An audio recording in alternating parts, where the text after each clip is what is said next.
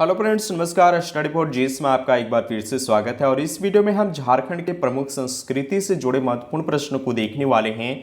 साथ ही इससे जुड़े महत्वपूर्ण पॉइंट को भी हम कवर करेंगे, तो आप वीडियो को ध्यान से देखना। और फ्रेंड्स, जैसे कि मैंने आपको पहले भी बताया था कि मैं आपके साथ अपना नोट्स शेयर करने वाला हूँ, ठीक है।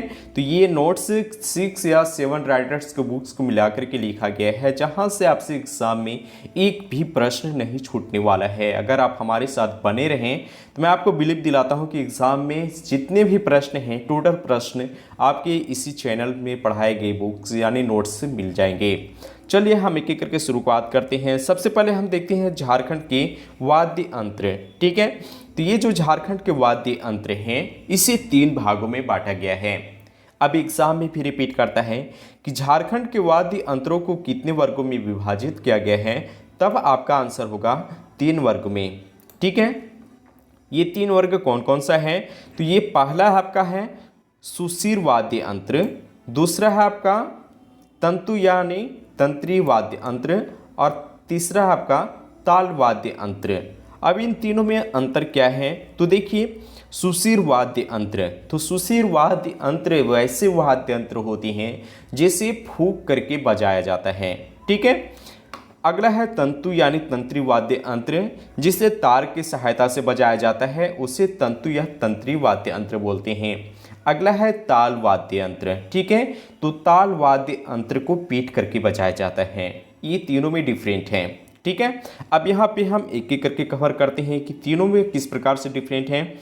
चलिए, सबसे पहले हम सुशिर वाद्य यंत्र, ठीक है, सुशिर वाद्य यंत्र के बारे में देखते हैं कि इसमें से कौन कौन सा वाद्य यंत्र आते हैं, ठीक है। तो सुशिर वाद्य यंत्र में आपका बांसुरी है, शहनाई है, सींगा है और मदन भेरी है।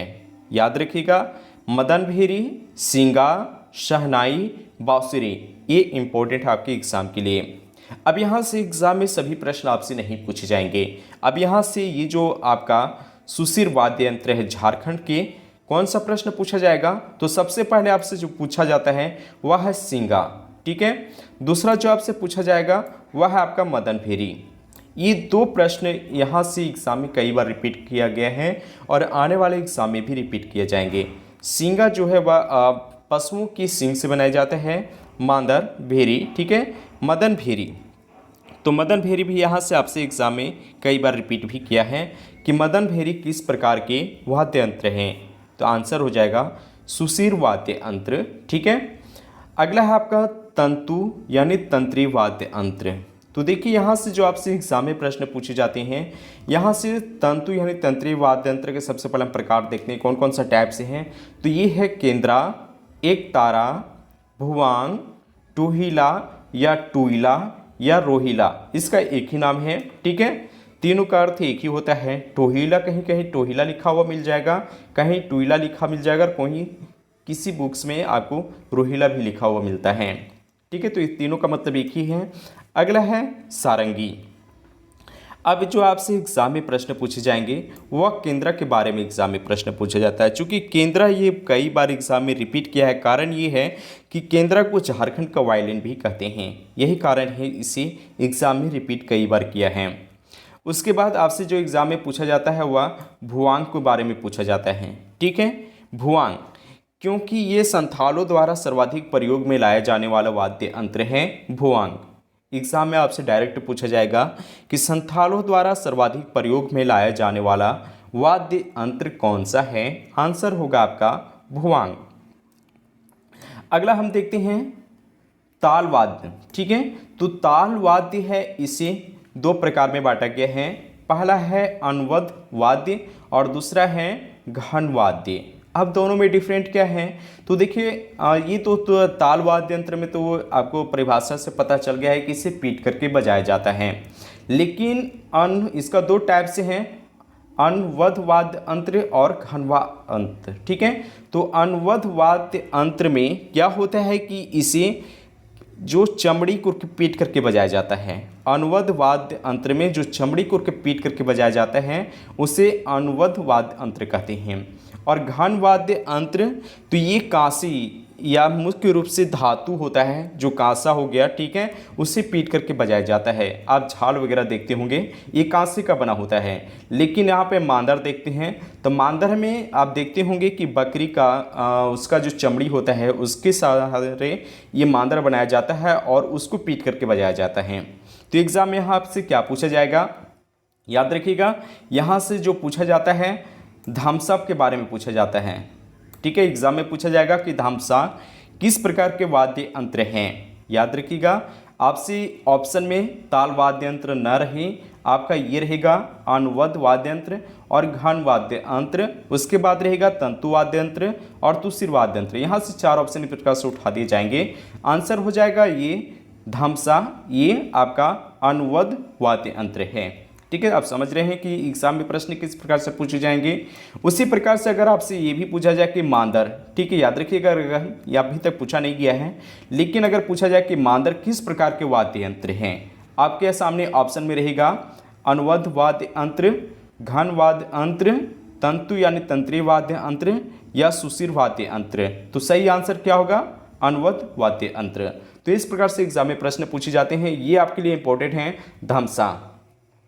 अगला है घन वाद्य यंत्र, ठीक है। तो घन वाद्य यंत्र में झांझर, थाला और करताल, ये 3 वाद्य यंत्र आते हैं, लेकिन अभी तक एग्जाम में पूछा नहीं गया है, इसलिए मैं आपको इसके बारे में ज़्यादा प्रेस नहीं कर रहा हूँ। यहाँ से आप याद रखिएगा, ये जो वाद्य यंत्र झारखंड के 3 प्रमुख वाद्य यंत्र है जिसका डिवाइड किया गया है, इसमें से आप याद रखिएगा सींगा और मदन भेरी इंपॉर्टेंट है आपके यहाँ से।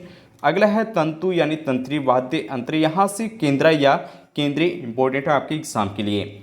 अगला है भुआंग, भुआंग कई बार एग्जाम में ये भी पूछा गया है, कारण यहाँ से है कि संथालों द्वारा सर्वाधिक प्रयोग में किया जाने वाला ये वाद्य यंत्र है, जिसके चलते इसे एग्जाम में कई बार रिपीट भी किया है और आने वाले एग्जाम में फिर से रिपीट किया जाएगा। तो आप इतना को याद रखिएगा, आपके लिए एग्जाम के लिए इम्पोर्टेंट हैं। चलिए हम अगला देखते हैं।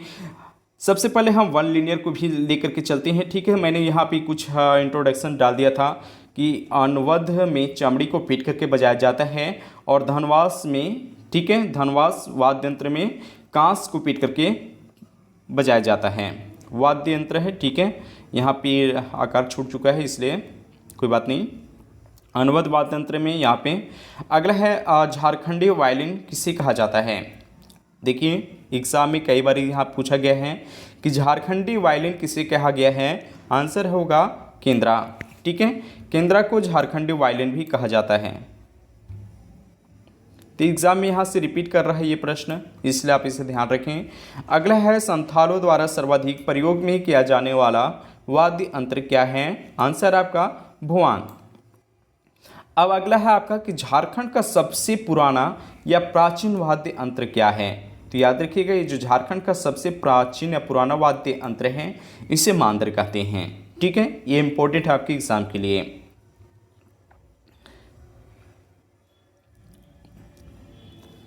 अब यहाँ पे देखिए कुछ महत्वपूर्ण प्रश्न ये भी है आपका कि झारखंड का सबसे लोकप्रिय यानी सुशिर वाद्य यंत्र कौन सा है। एग्जाम में इस प्रकार से भी प्रश्न आपसे पूछे जाएंगे। तो झारखंड का सबसे लोकप्रिय या सुशिर वाद्य यंत्र ये आपका बांसुरी है। अगला है झारखंड के किस वाद्य की आकृति कड़ाही के समान है। इंपॉर्टेंट प्रश्न आपके लिए, आंसर है आपका धमसा, ठीक है। धामसा के बारे में पहले भी मैंने आपको जोड़ दिया था कि इससे एग्जाम में कई बार रिपीट करता है प्रश्न। तो जो इसका आकार होता है वह कड़ाही के समान होता है। अगला है किस बांस की अच्छी बांसुरी बनाई जाती है। इंपॉर्टेंट प्रश्न है, आंसर है डोंगी। डोंगी ये बांस का एक प्रकार है जिसका अच्छी बांसुरी बनाया जाता है। अगला है जानवरों की सींग यानी जानवरों को सींग से कौन सा वाद्य यंत्र बनाया जाता है। चलिए एक एक करके हम देखते हैं।